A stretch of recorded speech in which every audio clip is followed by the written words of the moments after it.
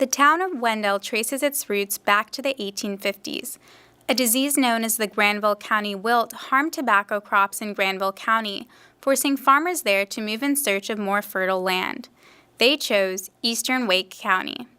The population soared, so Ambrose Rose donated money for the construction of Rhodes School. The one-room school sat at Wendell's present-day elementary school. By 1878, 46 students from 6 to 21 years old attended Rhodes School, which changed its name to Wendell Academy in 1891. It was schoolteacher M.A. Griffin who chose the name for the town after beloved poet Oliver Wendell Holmes. Unlike the poet's name, though, train porters coming to town pronounced each syllable of Wendell with equal emphasis. That pronunciation has stuck with townspeople to this day. The town added a new brick school in 1911, known as the most modern school in the county at the time. Its first 4 students graduated in 1915 and remained in operation until 1965. It merged with Wendell, Roseville, and Zebulon high schools to form Vaden-Whitley High School, which later became present-day East Wake High School. The J.R. Noel store was one of Wendell's first retail stores and sold school supplies. In 1891, the town's first post office opened inside the store. Fully restored by the Wendell Historical Society, it now lies on the corner of Oakwood and 4th Streets. Curtis and Amanda Todd also opened a small general store. During the early 1900s, 1 egg was worth a handful of candy. In 1809, Hephzibah Baptist Church came to the town, inspiring more churches to grow in the area. Wendell's first newspaper, the Wendell Clarion, began in 1901. The Gold Leaf Farmer later replaced the Wendell Clarion, covering social events such as teas, picnics, and dinners. Wendell also formed Wake County's first volunteer rescue squad in 1962. In 1913, Paul Brantley came to Wendell and opened a drugstore, where he developed a medicine called liver caps. It sold for 3 pills a dime to mostly help people cleanse their systems. Wendell was officially incorporated in 1903, but the name of its first mayor remains a mystery. A fire destroyed town's records in the 1930s. Of those that survived, some named Barry Todd as the town's first mayor, while others indicate the title went to Burl Baker. The town named C.Z. Todd, R.E. Richardson, E.V. Richardson, J.W. Lyles, and T.J. Wheeler as its first commissioners, and added the town manager position in 1934.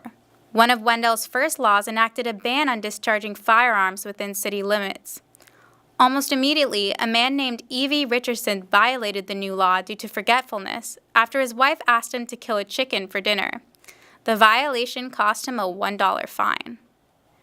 In 1906, the Raleigh-Pamlico Railroad came to Wendell, complete with a depot for ticket sales, passenger waiting, and a warehouse. Passenger service stopped in 1948, and the depot was demolished in 1970. During the 1929 Great Depression, the federally funded Works Progress Administration poured most of Wendell's sidewalks, increased the sewer system, placed curb and guttering along most streets, and funded the overhead bridge. Wendell's bank was the only bank that survived the Great Depression in eastern Wake County. It served as the sole bank for Wendell, Knightdale, and Zebulon for years. R.B. Whitley founded the bank in 1907 with a board of directors that included Jim Hinnett, C.Z. Todd, and Hyfe Brown, among others. First Union bought the bank in 1967. In addition to the bank, Whitley became a town leader, farmer, merchant, and tobacco warehouseman. During the 1918 flu epidemic, he allowed his home to serve as a hospital. He also ran a general store in Wendell for many years. By the end of World War I, Wendell housed 3 lumber mills, making it a major industry for the town. Lumber soon gave way to tobacco as more and more farmers moved into the area, creating a large tobacco market around the year 1916. At one time, Wendell had 5 tobacco warehouses, some with more than one location. Tobacco Opening Sales Day provided a festive atmosphere for adults and children alike. Churches sold food in booths. Farmers who struggled all year would finally gain spending money after selling their first crops. This allowed them to pay bills and buy new cars and clothes. In the 1940s, the town gained Wenco Furniture. In the 1950s, several clothing manufacturers arrived. The 1940s and 1950s also had many notable merchants lined up on Wendell's Main Street. Hyman Katz was a white Russian who escaped from the Russian Revolution and operated a dry goods store. A perpetual going out of business sign hung in his window. Moon Mullins ran the barber shop. Farmers and other residents would come to the shop weekly to shower themselves. Hunter's Five and Dime, run by Ida Hunter, was a favorite with children. She packed the store to the ceiling with toys and notions, never throwing anything away. Isaac Cannon opened a dry goods and clothing store, which prided itself on its excellent customer service. On Saturday nights, many stores would stay open till midnight as people walked up and down Main Street. Most people only came to town on Saturday night, so they would park their cars as early as Friday afternoon to get a good parking place.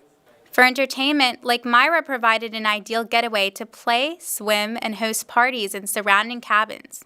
Lake Glad was another popular swimming place, with its notable house lying in the middle of it. Soda Jerks provided refreshments for cars parked outside the drugstore. Most would blow their horns to order, which the soda jerk would then deliver. Usually they'd ask for a small Coca-Cola with a slice of lemon and a pack of peanut butter crackers, better known as nabs. During this time, Wendell also sent a large portion of its men and women to fight in World War II. During the 1960s and onward, the town grew at a steady pace. The 1980s saw the opening of Micro Measurements and Siemens, and during the 1990s, Mortex Apparel opened its doors. Many things have also left Wendell. The tobacco market left, the high school no longer remains in town, and fewer retail stores line Main Street. On the other hand, the town now can offer many more services than it ever could have afforded before. While Wendell becomes more modern and more like other towns, it still possesses a uniqueness about it. The people are very outgoing and embrace strangers. It still is a wonderful place to live and work.